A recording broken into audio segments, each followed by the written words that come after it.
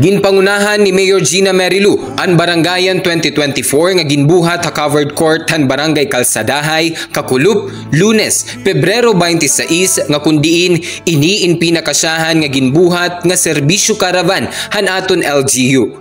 Libre nga nakaghatag hin serbisyo medikal, dental, legal ngan pati na gihapon panrehistro han mga botante, panrehistro para han national ID, on-site nga pagproseso han sidula, AX, PhilHealth membership, mga permit ngan iba pa nga kabaraydan.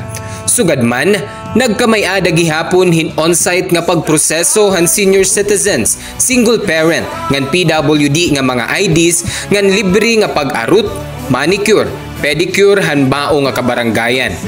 Takus nga nagpapasalamat hi Mayor Gina han opisina ni House Speaker FM Romualdez, tingog party list representatives Congresswoman Yeda Romualdez, ngan Congressman Judas Sidre, Leyte Governor Ikot Pitilla, Vice Governor Sandy Javier, Board Member Bulingling Reposar, Board Member Wilson Uy, Board Member Ina Jimenez, SB members, PSA Leyte nga ginrepresentar ni Chief Statistical Specialist Cheryl Ann Hamisola, DOH Region 8, PNP, COMELEC, Attorney Barbet Reposar, Dr. Quintin Octa Jr., LGU Tanawan Department ngan section heads, kan Cap Efren Merilu para han libre nga pagpagamit han speakers, mga supportive nga kapitanes han iba nga kabaranggayan han aton bungto, ngan han community volunteer workers nga naghatag han ira serbisyo.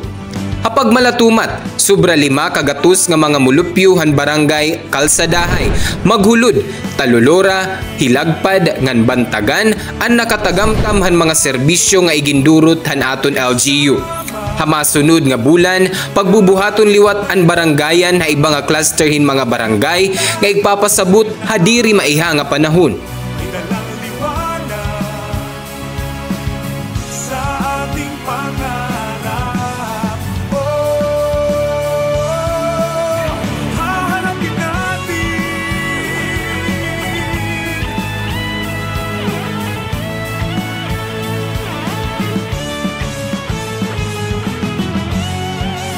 Hinautunta, buruklig la kita para kaupayan o kausahakan hit aton minahal nga bungtod tanawan.